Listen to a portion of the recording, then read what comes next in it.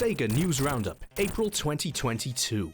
Hello everyone, welcome to the channel. Please do me a solid and hit that like button, and be sure to subscribe for weekly Sonic and SEGA videos. We've got loads of SEGA news to get through, so let's get cracking on a quick roundup.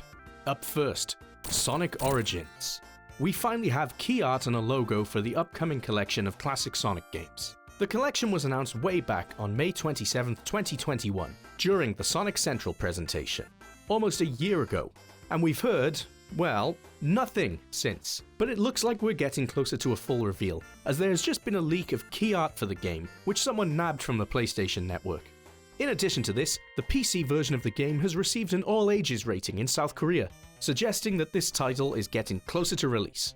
Not a whole lot is known about the collection at the moment, aside from that it'll contain Sonic 1, 2, 3, Sonic & Knuckles, and Sonic CD, and will be ports of the games rather than emulation. The games will also be in 16:9 HD format.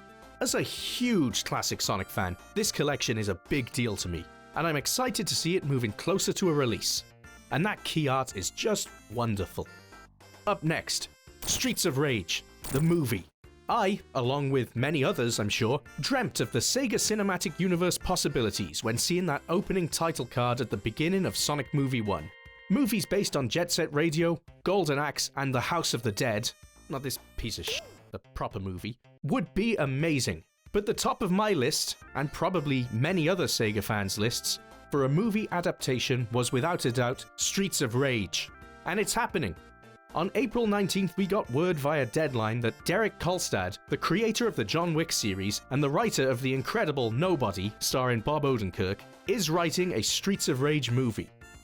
It'll be produced by the Sonic movie production company DJ2 Entertainment and Escape Artists. I'm personally hoping it's a gritty, violent movie set in the 80s or 90s that mimics the movies that inspired the games. And with Derek Kolstad writing, I could see that being a possibility. But I could also imagine them going for a more colourful, modern movie with an MCU-type PG-13 violence. In any event, I'm keen to see what they come up with.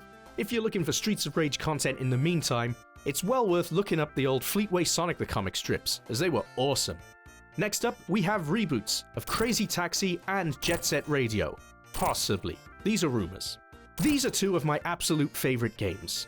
In fact, Crazy Taxi may be my favourite arcade game of all time.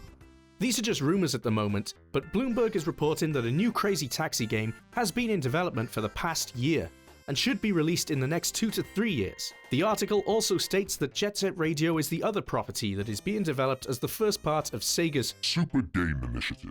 To quote the article, the two titles would be the first entries in Sega's Super Game Initiative, which the company announced a year ago as an effort to develop recurring revenue sources and build online communities around its software portfolio.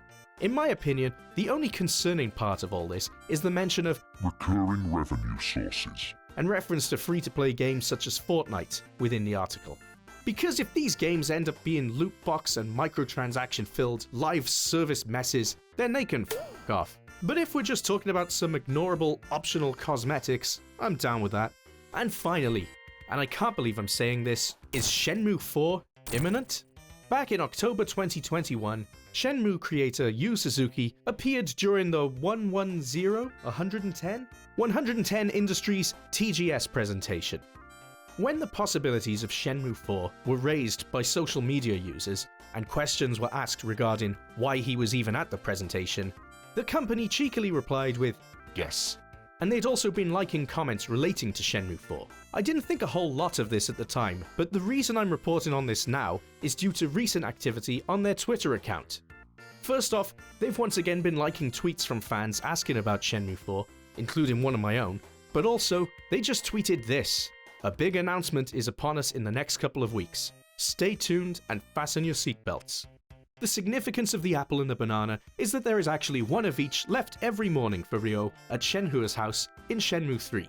Actually, I think there was also an apple and a banana in the hotel each morning later in the game too. Anyway, with the excellent Shenmue the animation set to conclude in the next couple of weeks, it could be a great opportunity to announce the next game. Of course, it's possible that the announcement could just be for an Xbox or Switch port of Shenmue 3, but I'd take that. Anything that continues to increase the audience. And I'd love to give Shenmue 3 another go, this time on my Series X. And if the announcement has nothing to do with Shenmue, well, I'll just be really angry. But that's it for now. Let me know your thoughts on all these stories in the comments below, and if you enjoyed the video, please leave a like and consider subscribing for weekly Sonic and Sega videos. Thanks a lot, and I'll see you next time.